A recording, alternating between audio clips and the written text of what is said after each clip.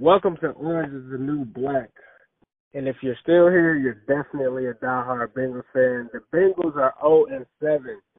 Zim. Let's check in. I'm Ace Boogie. He's Zim. Who that? You can find us on all different platforms. You can find me on YouTube at Stripe City. Zim, you can find him on Instagram at Zim_Who. Zim, how you feeling, bro? I'm feeling okay. You know, I don't have a. If my therapist was to ask me what does okay mean, then I don't really have a definitive answer because on one end we know how I feel I want the number one pick. I've had some great conversations with some real good fans in the past couple of days, and they're just kind of telling me their perspective too, like how they'll never cheer for us to lose and stuff. So it's always that everyday grind of like, do I want this team to win? Do I want them to lose? But I think I made my mind up. Like I definitely want them to lose because, like we say every episode, we just don't trust the front office.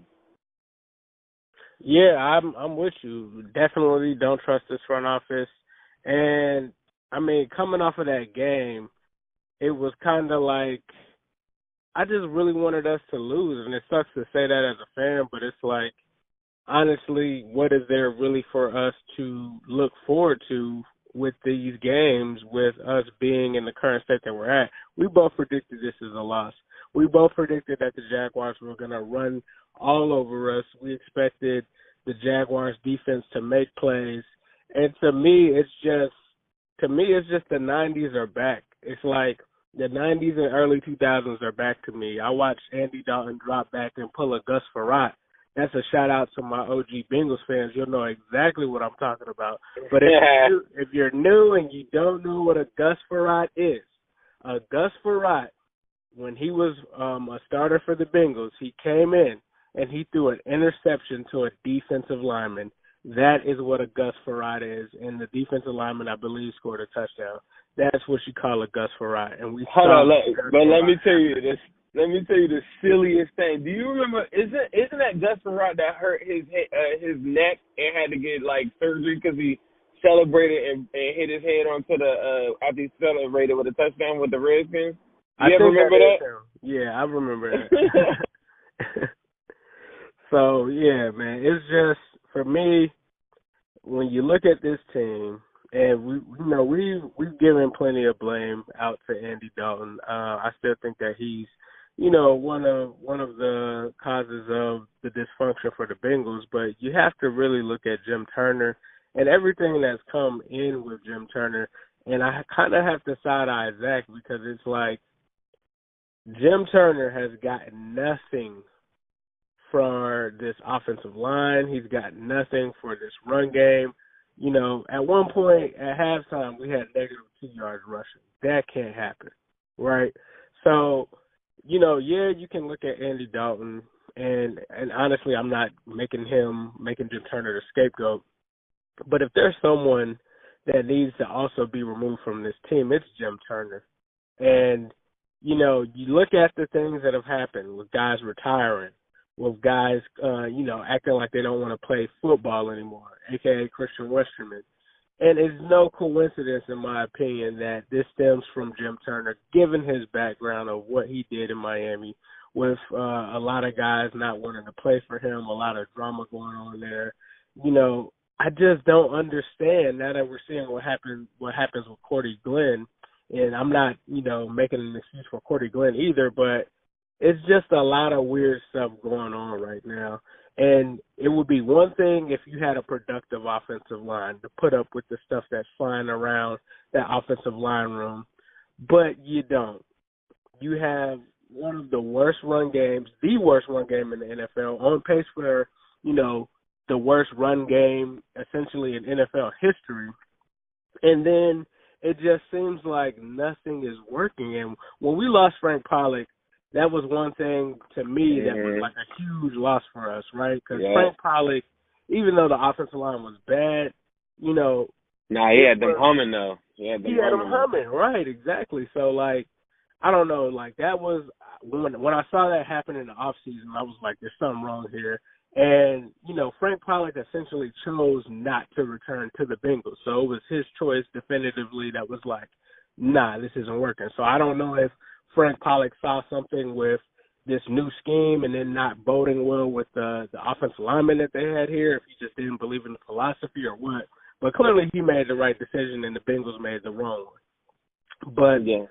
I just really don't even know where to go right now, man. I mean, 0-7, Zim. How are you feeling? Like, what topics do you want to touch on? We could talk about, like, I was going to go through, you want to talk about some pros and cons from the game, and just to kind of piggyback off of what you said, I 100% agree with you. I can't even tell you the amount of DMs that I got about Frank Pollock, like, throughout the last couple weeks. I think when the news first broke, nobody really was stressing it, I guess, at that point. But I always kind of thought, like, hey, this guy got something out of these guys from the run game that was, like, he took them from 0 to, like, 80. You know the phrase 0 to 100. He took them, like, 0 to 80, and Mixon was the AFC rushing leader. And I always remember Mixon tweeting out, like, kind of like a cryptic tweet at the time, just saying that, how are we going to let go of the best offensive line coach in the game? You know, like, and he said that, but I was like, well, you know, Mixon is just, you know, he's just kind of speaking on the pure emotion of, like, you know, him removing and stuff, and I don't think he knew the factors. And then, like you said, Frank Pollock left. Like, they didn't remove Frank Pollock. But I guess my expectations were really high with Callahan. And the offensive coordinator, I just thought he was like, you know what's so crazy in this whole thing? Everybody talks about Zach Taylor a lot. I always looked at Callahan like he was the next McVay. So, like, even right now, I was looking at him like, okay, if this Zach Taylor thing doesn't work out, they're going to go with Callahan. When John Gruden broke the news that Callahan was leaving his staff, I mean, there were so many articles coming out of there that he was, like, going to be the successor of Gruden. He was the next brilliant mind, like, all these great things. If you ever see a Callahan interview, he's always talking about, like, he just keeps it so real. So I just thought that if there were any flaws with Jim Turner, I thought Callahan would be able to get in the room with him and do that. But I don't know if Jim Turner is such a vocal, powerful force in there that he doesn't really care about any of that stuff. And like you said, yeah, it's no coincidence Cody Glenn doesn't want to play.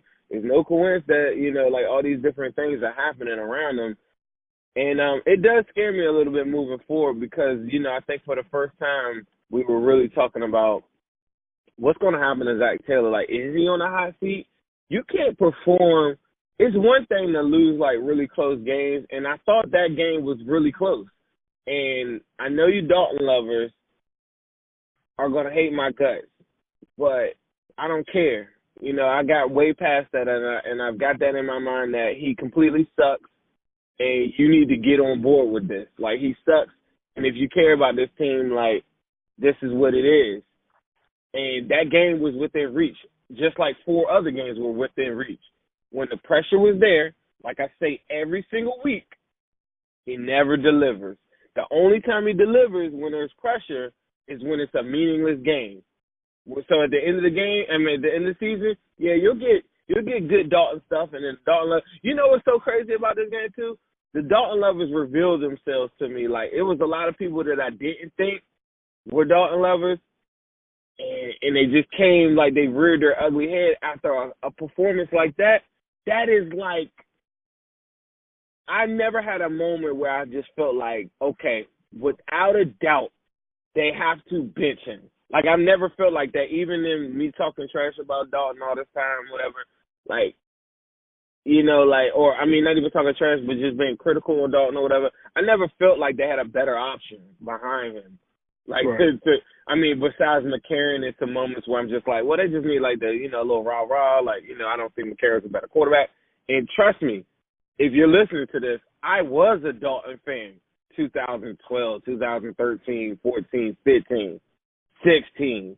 This is not like I just came out hating this guy. Like, but I'm smart enough, and I think that the viewers and I think the listeners right now, they're smart enough to know complete trash when I say it. And I keep on giving this question to everyone every week, even the number one Dalton lovers. I say, who would Dalton start for every week?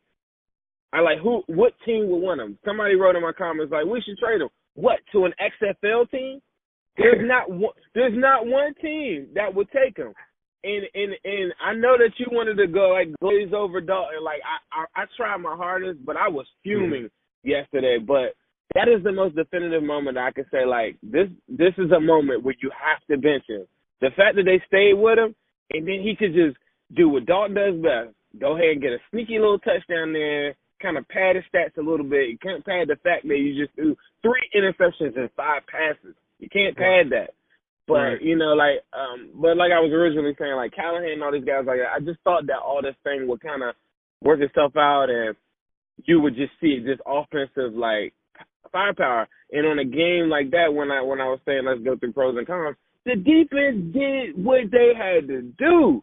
I say this every week. Unless you're like this is a historical Patriots defense that we're watching every week. Like they're outscored their opponents by 75 points, and I read a stat yesterday that said this is like the second time in the NFL history this has ever even happened. But unless you have a defense like that, teams are scoring 18, 20 points a game. The defensive stands that the Bengals had in that game are like, they're amazing. That was the first time we got to play a team that just tries to go like vertical and not going horizontal with their run. I don't know what the Jaguars were thinking. I guess they just didn't have speed. But it matches up. Then you can see why they kept oppressing Brown. He's hitting the goal line, stand on Fournette. That's what he does. Visuals running around. Pratt's running around. These are the things that I'm like, okay, this is what we saw week 1. The only difference is that this guy failed you once again.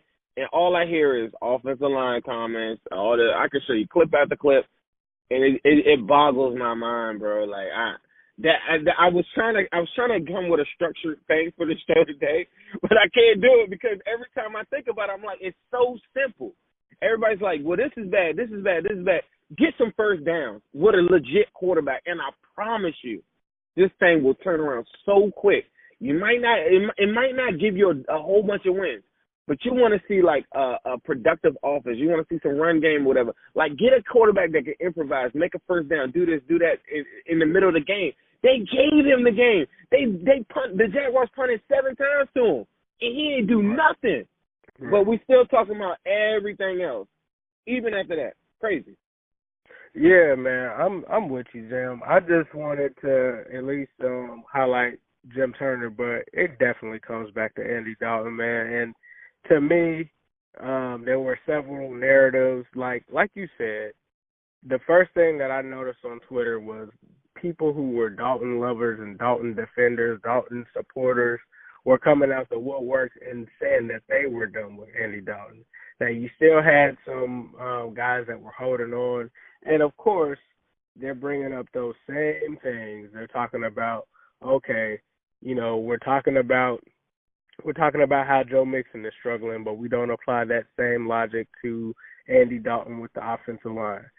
We want to talk about how bad the defense is. We want to talk about how bad everything is, the coaching, Zach's play calls. So this is my thing. We've always talked about this, right? It starts with the quarterback. The time of possession for the Bengals in the first half of that game was 8 minutes. That is ridiculous. Second thing, when you have a quarterback like Zim said, you have to get first downs. I was actually streaming the game from my phone as I was mobile, and I couldn't just watch the game from home, so I was streaming the game, and I had Did you come to the Zim Who They live stream at all? I was not able to make it to your live stream. You need to come to the live stream. Usually I always join us. I definitely will be joining you guys. But one thing that I noticed was, and I wanted to screenshot it, but I guess because of copyright issues and things like that, the phone just show as blank. But what I wanted to show on that screenshot was that every single Bengals possession ended in a punt. And it was like 3-and-out punt, 3-and-out punt, 3-and-out punt. Like, the defense can only take so much of that, guys. These guys had a goal line stand, and the Jaguars, if you noticed in that game, they ranked near the bottom of the league when it came to red zone scoring. So they got held to a lot of field goals. They struggled against the Bengals defense. I had friends that were Jags fans that were like, Andy Dalton was the reason y'all lost that game. Like, he looked complete trash. And this is coming from a fan complete trash. where and Minshew looked average. Dealt with complete trash with Blaine Gabbert, Blake Bortles.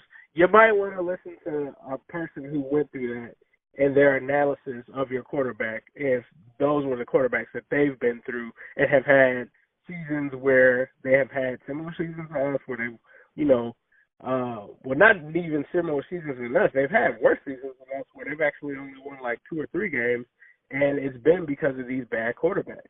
And this is a team that actually went further with us, further than us, went to an AFC championship game, and weren't able to seal the deal because of their quarterback.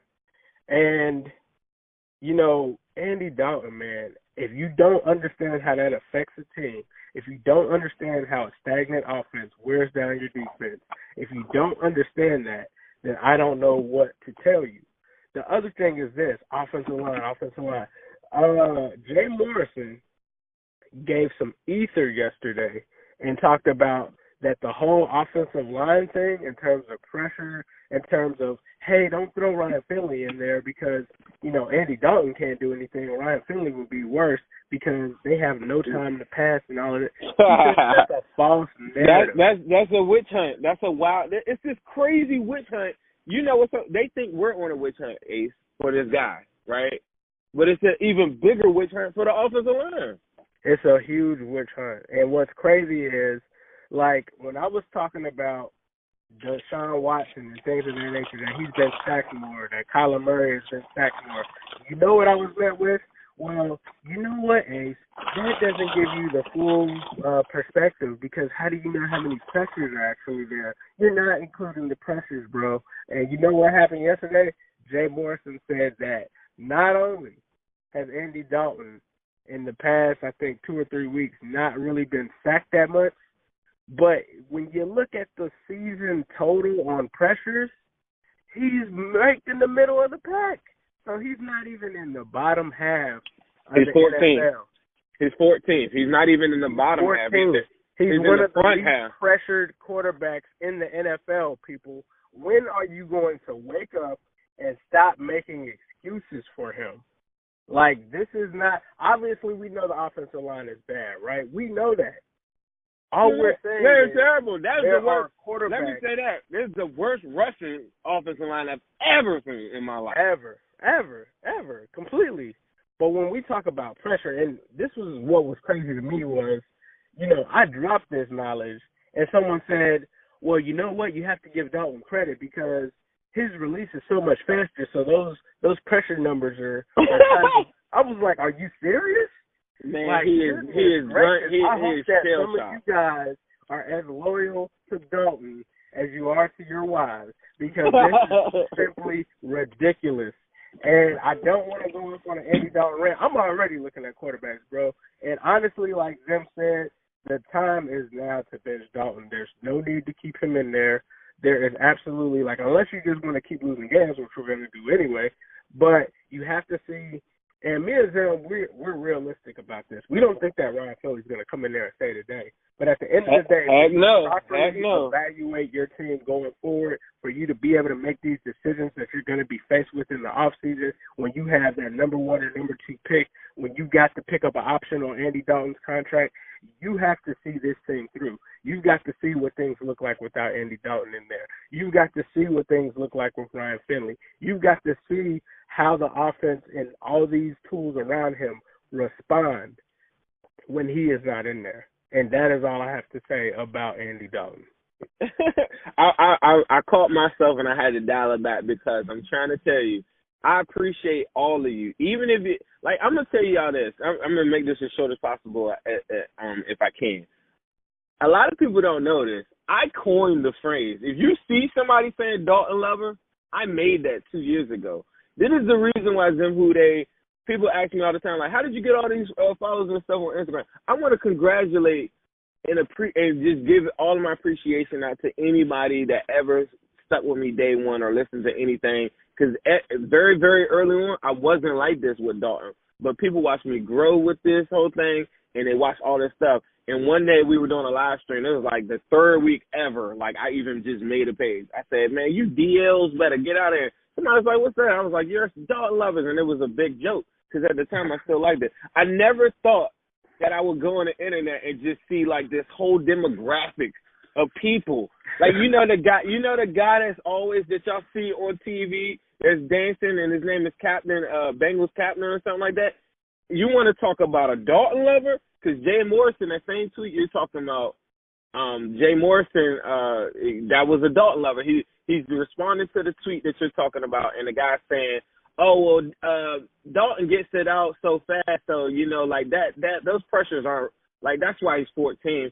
How could you pressure him? He gets the ball out so fast." And it's just like I hate to compare. I don't want to make this like politics or nothing like that, but like when you like your favorite politician or if there's anybody that you want to vote for, you're going to see what you want to see. So I've gotten way past this point of like, let me show you these clips. I used to do that weekly, show you all the bad throws, all that stuff. I stopped doing that because no matter what, people want to see what they want to see. But I'm just trying to tell people, like, it's very simple. A quarterback is not going to fix this franchise. A quarterback is not going to deliver us a playoff win immediately. But a quarterback will give us a foundation from a starting point that where you don't have to blow this whole thing up. But it will put us in a position where you're getting some type of productivity, and at the very least, you got something to cheer about when you go to a game. You got something to cheer about when you're at home. Why do you want to sit there? And this is crazy, too. The same Dalton lovers are the people that are sitting there at my live stream. If you guys don't know, Zim_Who They on Instagram, 300 plus every Sunday. We come in there, we talk about this stuff. But there's guys that, oh, my God, we stuck in da-da-da-da. And those are the main ones. But yet they don't want to change anything. And the greatest thing about sports is that I feel like there's a direct reflection off of what you believe in, how you move, and how aggressive you are with your movements on an everyday basis. I find it fascinating. The psychology behind someone still advocating for Dalton probably fits the description of someone whose parents just worked at the same place for a very, very long time. And that's not a bad thing. Like, stability is not a bad thing, but I don't operate like that. So you got to understand my background. My dad was a super entrepreneur from a young age. In our basement, he was selling, like shoes, pants, all this type of stuff. My mom's been a real, so all these entrepreneurs around me and people that just take chances on stuff. So, but you got to do it with a calculated decision. So when we say that we want a new quarterback, it's not that I'm saying that this quarterback is going to rise up and he's going to just take this franchise to the Super Bowl. And it could happen like that. It could happen like that. I could give you more examples of that than the examples of it not working. People show me all this, the history of, because this is another thing that we're going to get challenged on a lot. Is they're going to show you a thing where it's going to show you all the number one draft picks. If I'll let you talk and I'll pull it up for you. But a lot of these guys that are on there, they'll say, well, Sam Bradford, and they'll name all these guys, Jameis Winston and stuff. A lot of these guys are success stories. Cam Newtons, of the world. Like, when I saw this list the other day, and I said, like, because they were saying, why do y'all want just the number one pick? Like, don't y'all know that the number one pick isn't, like, that lit? I'm like, it's pretty lit if you're talking about, like, just overall, like, you know what I'm saying, like, success. I mean, Baker Mayfield's probably had a little bit more success in his first year. You got, Andrew Luck, Cam Newton, Matthew Stafford, and then, of course, if you're a Dalton lover, you're going to look at Jamarcus Russell. You're going to look at, I mean, come on. Alex Smith is, I think, as far, do you think Alex Smith is more accomplished than Andy Dalton? Is Alex Smith more accomplished than Andy Dalton? It's like a toss-up to me. Toss-up. But if you took Alex Smith and Alex Smith goes to, he won a couple playoff games, but even if you just took Alex Smith's whole body of work, wins and losses, it probably mirrored Dalton. So, like, people point to that, and they'll point to David Carr and Jamarcus Russell. But outside of that, and Tim Couch. But outside of that, you got Peyton Manning, Michael Vick, Eli Manning, Cam Newton, Andrew Luck. So I like my odds of the number one pick. If you want to see, you see what I'm saying? Like, it's like people just don't want that to happen because I think they're just so complacent with this guy. And I think we could have had a show. I was going to highlight the flaws of Tony McRae in the game. I was going to highlight, like, all of these different things. But my mind won't even let me just get past the inevitable and what is right in your face. And there's a lot of people that do agree with us, and I appreciate you. There's a lot of people that disagree with us, and I appreciate you as well. But at some point, it's almost like I gotta pray for you, because there's no way that you're going to get out of this bottomless hole unless you make that decision to change your life. And I feel like a sermon asking people to come on down. You know what I'm talking about? Like I'm at church and I'm telling people like, hey, look, this is your chance to get saved. Come on down to the altar. Come join us. Like, I feel like I'm like that every week now, because I'm telling guys like, man, like, listen, trust me, come with me. If you buy into this new quarterback thing I'm talking about, I ain't saying I'm gonna save your life, but I promise you we're gonna have some better Sundays. So this is what I'm gonna say to you guys. Let's come together as Bengals fans. Andy Dalton is not it. He's not. And instead of arguing about Andy Dalton and the offensive line, let's argue over what quarterback should we take at the number one pick. And yes, I said right. And yes, I said quarterback. And this is my thing. I hear a lot of people saying, hey, we need to fix the offensive line first and things of that nature. I understand it. We just took Jonah Williams last year, left tackle. Are we really going to draft a right tackle number one? That's not happening, people. You get the number one pick, number two pick, you're taking a quarterback. Well, let's take Chase Young. Chase Young isn't helping us, people. Chase Young isn't going to, like, you take Chase Young and then what? Do you get a quarterback in free agency? Do you ride out another year with Andy Dalton? No. Teddy Bridgewater, Ace. Teddy Bridgewater isn't the answer. I'm sorry, guys. He's not. He's not the answer. This is a team that needs what Zim said a few episodes ago, a guy like an Aaron Rodgers, a guy like an Andrew Luck, a guy that's going to come in and be able to hide the rest of your flaws. With that number one pick, they can't get it wrong. Even if they get it wrong, right? No one's going to blame them for taking Tua. Exactly. Thank Tua. You. Everyone who had the number one pick would have taken Tua. You can't. That was so beautiful. Criticize you. They can't criticize you for it. Okay? If you take a quarterback, if you don't get Tua, and you take the second best quarterback, whether you think that's Joe Burrow, whether you think that is Herbert or whoever it is, they're not going to blame you. You know why? Exactly. Because you're doing the right thing by your franchise. Exactly. Come on, Ace, tell them. Like, that was beautiful. That's exactly what I want. Like, people operate under this fear. Like, what if you get the wrong guy? I'm like, well, go draft another one. But at the end of the day, like you just said, it can't be the wrong guy. Jonah Williams is not the wrong guy because he got hurt. He got hurt. He's still the right guy. They're like, well, what if, what Tua his ankle? I don't care. Steph Curry ankle hurt every year. He's still shooting threes. Right.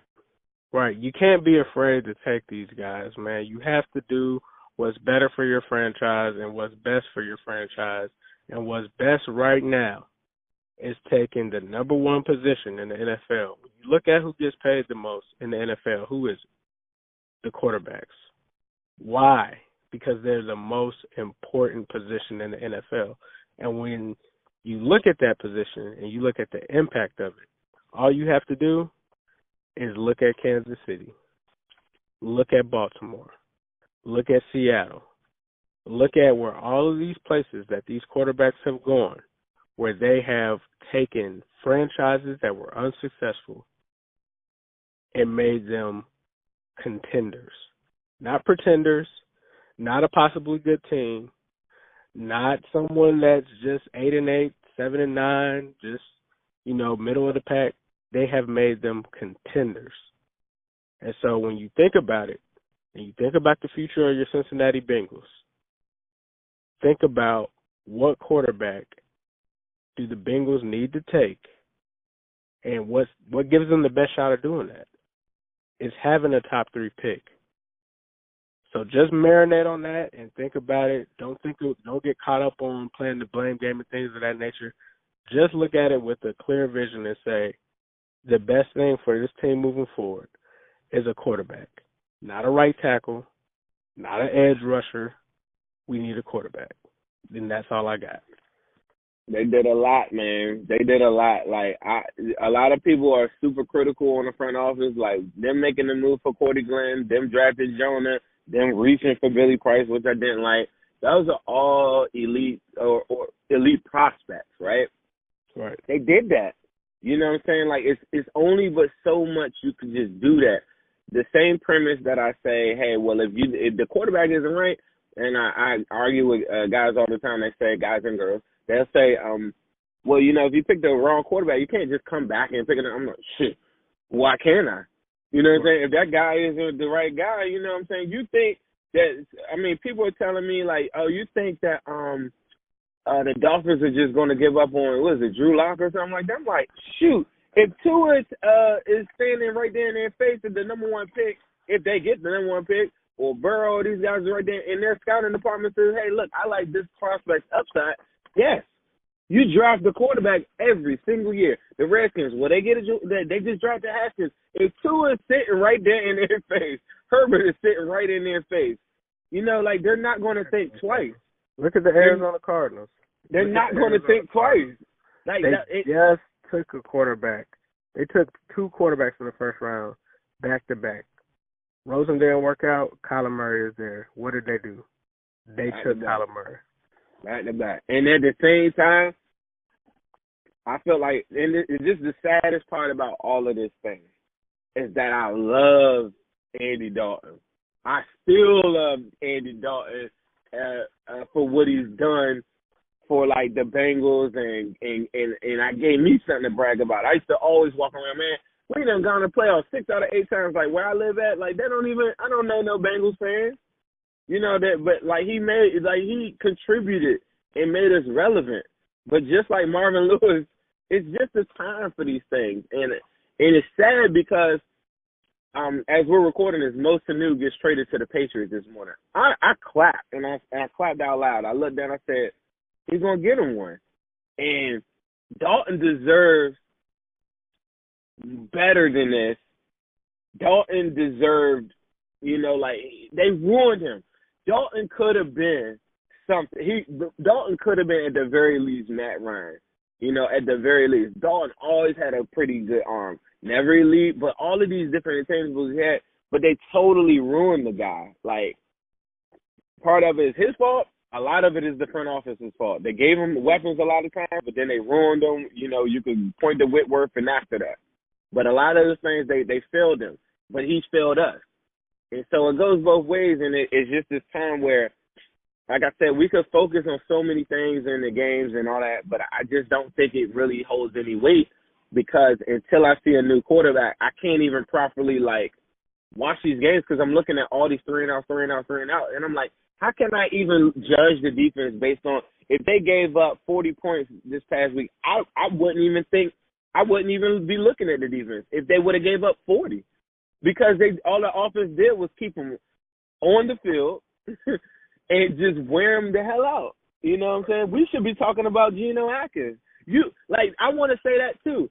Me and Ace had the great debate last week, and we were talking about Geno Atkins, and I thought Ace was going to give me a little bit of that today, so I'm surprised he didn't tell me that. But we should be talking about Geno Atkins. Like, you know, I want to talk about the good times and the good things with this franchise. I don't want this to be like some everlasting, like, argument, although I do think, like, differences of opinions do create great shows and stuff. But I don't want to talk about that. I want to talk about our success. And, you know, I think Dalton in a backup role to, like, the Cowboys, a backup role to, like, a lot of these different franchises that maybe that could handle his salary hit, I think would be so great for him. Because I think him coming off the bench or something like that will light somebody up. Like, you know what I'm saying? Like, Dalton will stand up, like, when it's time, when the pressure's off, and he's got the right situation, the right, you know, like the right line and everything. Everything's got to be perfect for him now. Because right now at this point in his career, he just don't got it no more.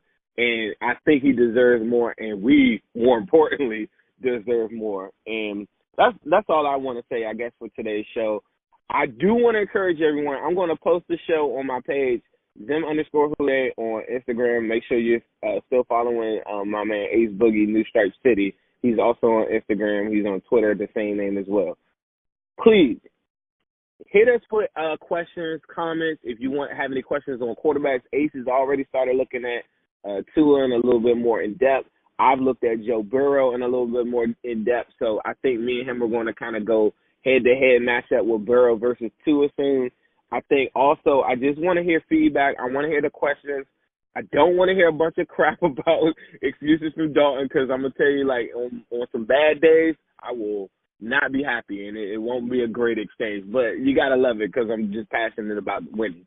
But at the same time, I just want you guys – I want to have a show where we're, like, answering a lot of you guys' questions.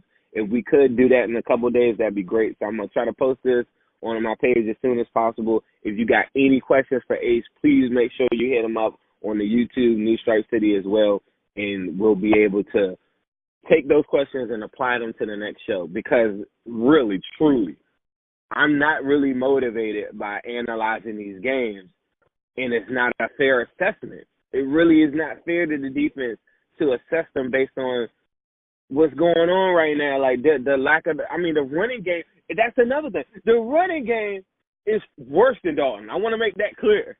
That is the worst running game I've ever seen. I don't know, the 3 picks from Dalton. They're hand in hand. They're just as trash. It's like trash cans getting doubled up over trash can and trash cans. Like there's more trash getting inside of another trash, but this trash can is like, let me pull my trash from you. So the trash cans are just banging trash together. They're that trash.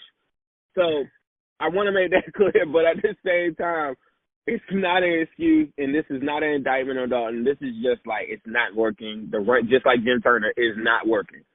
There are a lot of things that aren't working, but I think if we change some things at the head of the computer, the mainframe, the quarterback position, you'll see free agency maybe change a little bit. Guys wanting to come here. Maybe a Shaquille Barrett wants to play, like, say, a Baker Mayfield or somebody is rah, and getting all these guys hyped and he's got the number one selling jersey. People are like, cool, it's cool to play out in Tennessee. You know, like, these are the things that matter to players sometimes. And I just think that's how you start this ball rolling. They started a little bit with Marvin Lewis. I like that. I don't feel nothing about it. I don't care that we 0-7 without Marvin Lewis. I think it was the greatest decision that they've done in the last 10 years. I thought that was awesome. And you got to keep that moving. I thought the Cordy Glenn trade was great. I thought the Jonah Williams pick at that spot with him right there, perfect pick. You know, so these things that they're doing, I do want to highlight sometimes we're very, very critical on the front office, whatever. They have done some really good things, too. They have re-signed some guys like Geno, who Ace loves. That, you know what I'm saying, these are guys that we've retained that, you know, maybe other teams don't retain. So it's all about perspective, but hit us up with comments, questions. Let's answer those things. Ace, you got anything that you want to say before we close this bad boy out? No, sir. That is folks. Be sure to hit us up, subscribe, and be sure to send us your questions. Who they?